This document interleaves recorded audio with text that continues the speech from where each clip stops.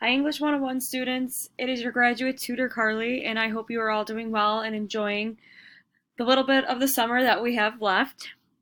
I am actually still in Chicago right now, but I do plan on coming back west.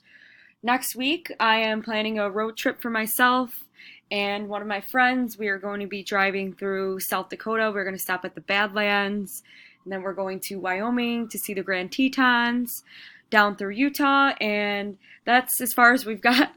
But I'm excited to go on the road trip and see some of the states that I've never been to before. So as we wrap up the semester, we are revising our first and second essays because they are due on August 10th. So one of the things that I noticed in some of your essays is the way that quotes were being integrated. So I wanted to do a workshop on integrating quotes today, so that's why I created this document for you called the quote sandwich, which is just another way that I put kind of create an image for you guys to integrate quotes into your paper. Now, what we do not want to do is have a dangling quote in our paper.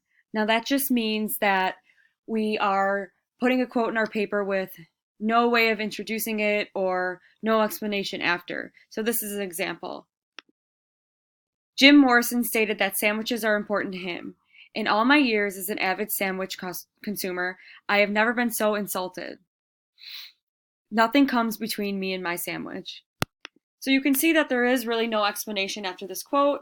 There's no relation back to the thesis or no explanation to why this quote matters or why is it relevant to the rest of the paper. So I'm going to show you how to properly integrate the quote into the paper. Now, when you're framing a quote, you want to think about it as a quote sandwich in that the sandwich consists of three ingredients. I kind of think that this puts a good image in my head when I am integrating a quote into my paper. I remember that there's always a top slice, which means you introduce the quotation. So introducing a quotation is pretty simple. All you need to do is give basic information about the author or piece or both. However, you want to be wary of overusing words like states and according to. Now, it's okay to use states and according to, but you don't want to use it every single time.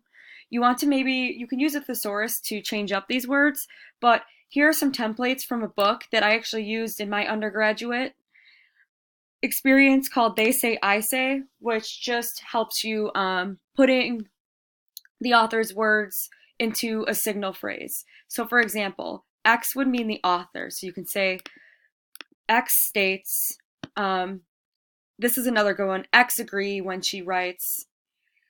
So these are just some examples that you can use, but you can also use a thesaurus to help you if you're stuck on maybe what are some different words for states or agrees.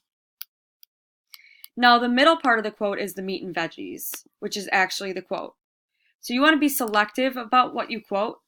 Remember, for most cases, only about 10% of your entire paper should consist of quotations. Practice paraphrasing and summarizing instead. Now,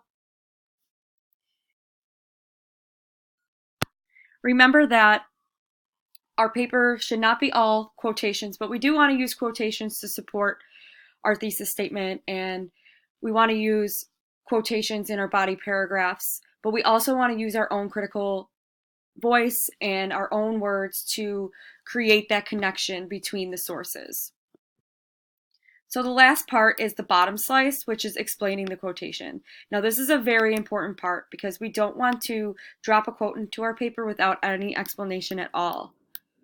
So when explaining your quote, analyze the connection between the new information your quote is providing and the information you have already provided in your topic and thesis sentence. Don't expect the reader to make this connection. So that's what we're using our critical voices to make this connection. The more you can make the nuances evident, the more effective your overall argument will be. So here are some more templates to help you explain your quote. So here are just some examples from the book that I used in undergraduate school, They Say, I Say.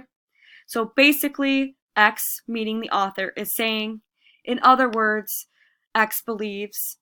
In making the comment, X argues. X is insisting that. The essence of X argument is that So we want to make sure that we describe what the author is saying. So here's an example of a quote sandwich. Jim Morrison expressed his shock over the scandal at Green Peppers by decrying, "In all my years as an avid sandwich consumer, I have never been so insulted. Nothing comes between me and my sandwich." Morrison's statement encapsulated the general feelings of the crowd, who proceeded to trash the local, uttering cries of anarchy. So you can see that we have a signal phrase, we have the quote, and we also have an explanation of what the quote means.